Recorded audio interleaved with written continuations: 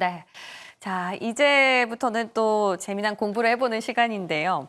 앞서서도 저희가 힌트를 잠깐 얻었지만 트럼프 대통령 취임이 이번 주 가장 빅 이벤트, 오브 빅 이벤트라고 할 수 있겠죠. 그런데 이런 관세를 피해갈 수 있는 섹터이자 2025년은 하드웨어가 아니라 소프트웨어의 시대가 될 것이다라는 분석들이 참 많습니다. 그래서 오늘은요, 인터넷, 게임에 대한 전문가를 모시고 소프트웨어에 대한 이야기 재미나게 풀어가 보도록 할게요. 자, 유진투자증권 리서치센터 정유윤 연구원 모셨습니다. 어서 오십시오. 안녕하십니까. 네. 낯이 좀 익은데 네. 이전에는 우주항공 이쪽으로 하시지 않았나요? 네, 맞습니다. 같이 섹터를 하고 있어요. 같이요. 네. 우주항공. 네. 좋습니다. 일단 먼저 저희 인터넷부터 좀 파보고 싶은데요.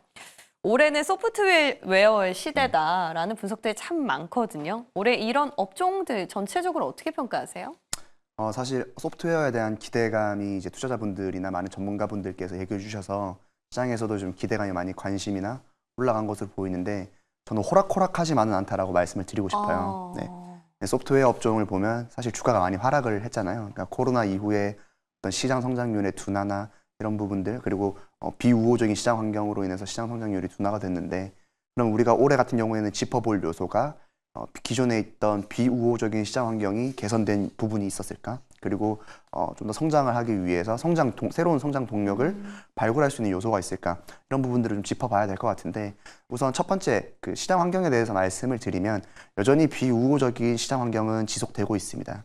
예를 들면 광고 시장 같은 경우에는 경제 성장률이 이제 좀 많이 부진하면서 이제 국내 이제 광고 경기가 여전히 좀 부진하고요. 특히 어떤 건설업종이라든지 여전히 광고 쪽에서 큰 매출 비중을 차지하고 있던 업종들의 부진이 좀 이어지고 있는 상황이고 커머스 같은 경우에도 지난해 국내 커머스 시장을 봤을 때 큰 사건이 두 개가 있었는데 네. 첫 번째가 티몬 그 사태죠. 그쵸, 티몬 네. UF 사태가 네. 있었고 두 번째가 이제 중국 직구 플랫폼이 빠르게 성장한 구간이었습니다. 그래서 물론 그 부분이 복합적으로 이제 국내 커머스 경기에 작용을 했겠지만 여전히 커머스 쪽에서도 경쟁이 심화되고 또 이제 침투율이 많이 올라온 상황이에요. 그래서 포션 자체가 많이 남아있지 않기 때문에 여전히 경쟁이 치열한 상황이다.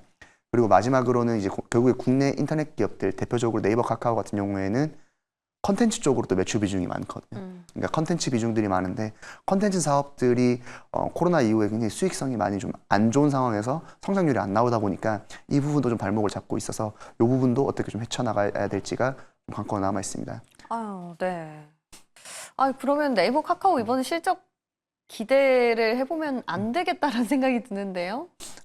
제가 그래서 말씀을 드리고 싶은 부분이 네. 사실 이 같은 문제점이 비단 어제 오늘 일에 아니었거든요. 그쵸. 그래서 코로나 이제 이후에 계속해서 좀 꾸준히 좀 이런 부분들이 지적되다 보니까 이제 양사 측에서 봤을 때는 좀 더 외형 성장률, 그러니까 외형 성장을 하기 힘든 상황에서 외형 성장률을 지키기보다는 좀 더 수익성 방어, 수익성 강화에 좀 더 초점을 맞췄습니다. 그러다 보니까 양사 모두 영업이익률이 계속해서 우상향하고 있는 구간에 들어섰고 그러다 보니 시장에서는 성장성을 잃어버린 성장주이기 때문에 밸류에이션은 많이 낮아졌지만 오히려 이익은 상승하면서 밸류에이션 부담이 많이 낮아진 거 아닌가? 그래서 실적 시즌에 봤을 때 좀 더 이익 성장률이 튼튼하게 된다라고 하면 오히려 밸류에이션 관점에서 봤을 때 트레이딩하는 에서 좀 이점이 있지 않을까 이렇게 분석을 하고 있습니다. 그러니까 수익은 어떻게 잘 내고 있기 때문에 밸류의 관점에서는 좀 메리트가 있다.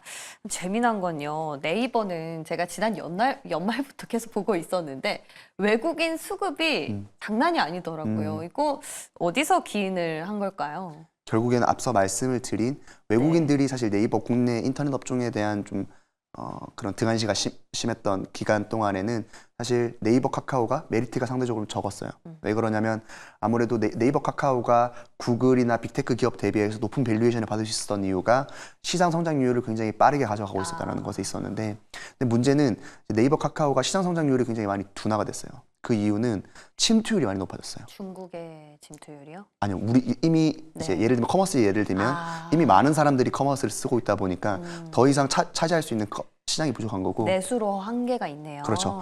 광고 같은 경우에도 사실 네이버 앱 들어가 보시면 아시겠지만 이미 많은 지면에 광고들이 많이 붙어 있어요. 그러다 보니까 그런 측면에서 침투율이 많이 높아지다 보니까 좀 더 성장률이 안 좋았고 밸류에이션 부담은 높았기 때문에 외국인 입장에서 봤을 때 기관 외국인 입장에서 봤을 때는 그렇게 메리트가 크지 않았었는데 방금 말씀드렸다시피 최근에는 주가가 많이 빠진 상황에서 수익성은 계속해서 우상향하고 있거든요.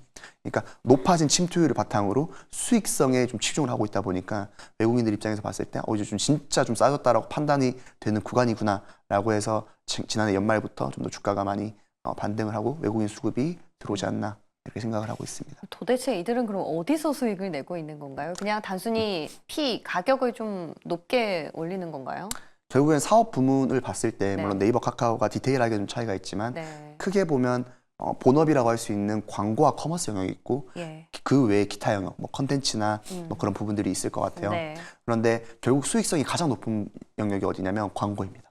광고. 그리고 광고와 예. 커머스, 그 다음이 커머스예요. 근데 아까 광고는 좀 경기가 어렵다 보니까 이 시장도 좀 죽고 있다라고 분석을 하시지 않으셨어요? 그래서 이제 그 네. 부분에 대한 고민이 많다 보니까 사실 근데 기업 입장에서는 업황을 개선시킬 수는 없잖아요. 그렇죠. 그러다 보니까 내부적으로 지면 확대 노력을 많이 하고 있었어요. 아, 그러니까 네이버 같은 경우에는 어떤 노력들을 많이 했냐면 네이버 앱 개편을 통해서 트래픽을 많이 늘리려고 하고 있는 거죠. 그래서 네이버 앱을 보시면 이제 네이버 앱 사단에 이제 PD형 컨텐츠들이 이제 많이 업데이트 되는 게 결국 네이버가 어떻게 하면 유의미한 지면을 확대를 시킬 수 있을까? 단순히 지면에 광고를 붙이는 게 아니라 트래픽이 늘어나는 지면에 어떻게 광고를 늘릴 수 있을까에 대한 고민을 많이 했고 거기에 대한 일환으로 네이버 앱 개편이라든지 다양한 시도들을 하면서 그런 효과들이 드러난 것이 지난해 하반기부터 좀 드러나면서 수익성도 늘어나고 있고요. 또한 커머스 쪽에서도 봤을 때 사실 커머스 시장이 어렵다라고는 말씀은 드렸지만 좀 긍정적인 부분을 좀 짚고 넘어가면 시장 개편이 양강체제로 좀 개편된 것 같아요. 그러니까 네이버와 쿠팡이라고 하는 양강체제가 개편되면서 네. 어떻게 보면 좀 더 거기에서 시장 지배력을 이제 행사하면서 좀 더 수익성을 좀 치중할 수 있는 좀 그런 구간에 들어가지 않았나 이렇게 분석을 하고 있습니다. 오히려 커머스 쪽은 가지치기가 됐네요. 맞습니다. 그러면은 이번에 우리가 실적에 있어서 핀포인트로 봐야 될 거는 수익이 얼마나 나는지를 보자라는 걸로 인터넷 쪽은 좀 정리가 되는 것 같아요. 참 쉽지가 않은 시장인 것 같은데 자, 그럼 게임 쪽은 좀 달리 보실지도 궁금합니다. 지금 국내 게임 산업에서 3탈 현상을 주목해야 된다. 탈 모바일 게임, 탈 RPG, 탈 국산 게임.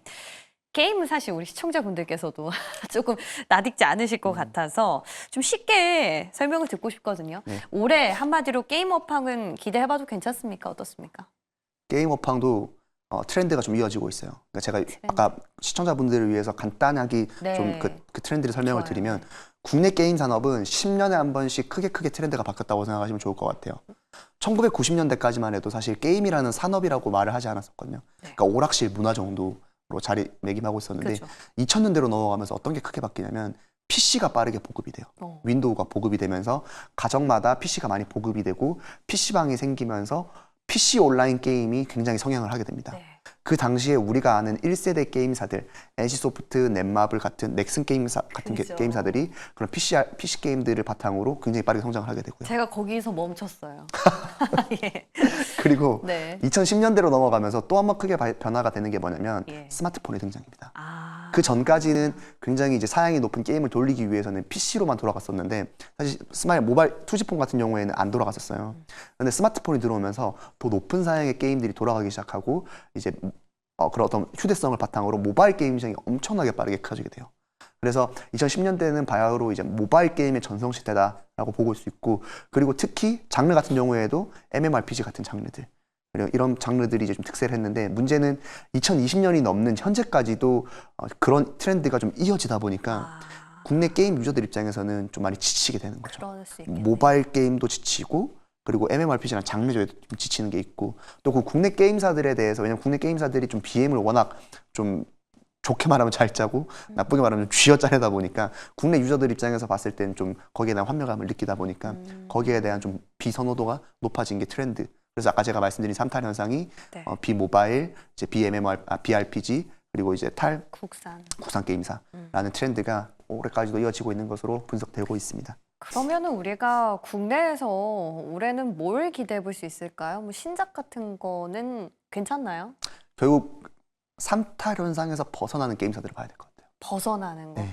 그럼 몇 없을 것 같은데요? 그래서 지난해 주가가 좋았던 게임사가 많이 없었어요. 네. 그러니까 대부분 좀 지지부진했는데 그나마 게임사가 좋았던 게임사가 크래프톤이 있고요. 아. W 게임즈가 있어요. 네. 그 둘의 공통점은 매출의 대부분이 해외에서 발생된다는 거예요. 아. 그러니까 국내의 그런 안 좋은 모멘텀을 피해갈 수 있는 종목이 그 두 종목인 거고 결국에는 국내에서 이 같은 트렌드를 바꾸기 위해서는 좀 더 기존에 잘하던 RPG에서 더 좋은 게임을 내거나 아니면 새로운 트렌드에 좀 더 국내 게임사들이 좀 적응을 해야 되는 시점이 오지 않았을까 이렇게 생각을 하고 있어요. 그러면 해외면 우리가 어디 국가를 봐야 되는 겁니까? 중국은 지금 뭐 거의 막혀 있는 거고 미국이랑 어느 쪽을 포션이 많은 기업을 선택해야 좋은 걸까요? 사실 정답은 없어요. 어떤 국가든 침투해서 높은 흥행성만 유지가 된다라고 하면 좋을 것 같은데 크게 나눠봤을 때는 북미 유럽 시장이 있을 것 같아요. 근데 북미 유럽 시장은 이제 아시아 시장권과 다른 게 북미 유럽은 좀 더 PC와 콘솔 게임들 위주로 개편이 되어 있습니다. 네. 그러다 보니까 좀 더 그러한 관점에서 봤을 때 뭐 펄어비스라든지 네오위저 같은 게임사들이 뭐 피해 거짓 뭐 아니면 스텔라 블레이드 같은 경우도 그렇고요. 시프트업에 그런 게임사들이 좀 더 이점을 낼 수 있는 시장인 거고 중국 게임사들도 이제 판호 발급 받는 게임사들은 좀 더 공략을 해볼 수 있고 혹은 일본 쪽 지역도 하나의 대안이 될 수 있을 것 같습니다. 판호 쪽은 기대감이 있습니까? 전문가들은 어떻게 보세요? 사실 판호가 아예 끊긴 건 아니에요. 네. 판호가 아예 끊긴 건 아닌데 조금씩 나오고 있는데 가뭄처럼 네. 가뭄에 비 내리듯. 네. 근데 판호가 발급되는 걸 떠나서 요즘에 중국 쪽 시장은 좀 더 타겟이 되는 건 뭐냐면 중국 게임들이 많이 올라왔어요. 중국 게임의 퀄리티가 많이 올라오다 보니까 과거에는 판호 발급 이꼴 이제 호재. 예. 돈을 벌 수 있다 그랬는데 네. 요즘에는 판호 발급을 받아도 중국 게임 내에서 워낙 치열하다 보니까 거기에서 매출 순위가 밀리는 경우가 많습니다. 그래요. 그러다 보니까 어쨌든 경쟁력을 네. 키우는 게 우선이다 말씀드릴 수 있을 것 같습니다. 그러니까 꼭 중국에 지금 의존을 할 수는 없는 지금 형국이 돼버렸네요. 네. 자, 그렇다면 뭐 다 차치하고 우리 이제 인터넷과 게임을 또 살펴봤지 않습니까? 그 가운데서 좀 탑픽을 하나만 꼽자면 어떤 기업 주시겠어요? 저 인터넷에서는 예측을 하시겠지만 네이버 네이버. 말씀을 드리고 싶고 예. 게임에서는 크래프톤 말씀을 드리고 싶습니다. 그래서 네이버와 크래프톤 모두 어떻게 보면 국내 게임 인터넷 게임에서 트렌드를 좀 선도하고 있는 그런 종목들이 아닌가 이렇게 전망을 하고 있습니다. 저희 사실 이거는 예정이 없던 질문인데요. 네. 우주항공까지 이제 커버를 하고 계시니까 이제 또 트럼프 대통령 당선이 이제 내일이지 않습니까? 네.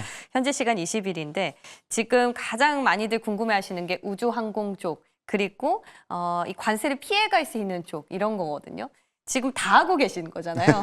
친 트럼프 연구를 거의 하고 계신다 해도 과언이 아닌데 인터넷 게임 또는 우주항공 이쪽에서 우리 하나만 선택한다면 어디가 더 메리트 있다고 보세요? 이 트럼프랑 관련해서. 트럼프와 관련해서는 역시 우주항공 쪽이 좀 더 메리트가 있을 것 같아요. 네. 트럼프가 당선 전후로 일론 머스크와 굉장히 이제 많은 친분을 네. 과시하기도 했고 그런 관점에서 봤을 때 미국에서도 지금 우주항공주들이 굉장히 좋은 상황이거든요. 뿐만 아니라 미국뿐만 아니라 지금 글로벌 트렌드 자체가 우주항공 산업에 굉장히 많은 투자를 하면서 그 투자의 상당 부분이 그 국가의 자국의 좀 기업 단으로까지 이제 수혜로 이어지면서 국내도 마찬가지로 그 트렌드에서 크게 벗어나지는 않을 것 같습니다. 그래서 우주항공주도 좀 보시되 근데 좀 공부를 좀 많이 하시는 게 필요한 게 아무래도 좀 생소한 영역이기도 하고 좀 어려운 분야이기도 하다 보니까 좀 많이 공부를 하시고 자료를 읽어보시면 좋을 것 같습니다. 네, 저희 또 공부를 하기 위해서는 선생님을 모셔야겠죠. 다음번에 우주항공으로 한번 뵙도록 하겠습니다. 예상치 못한 질문까지 오늘 도움 말씀 너무나 감사드립니다. 감사합니다.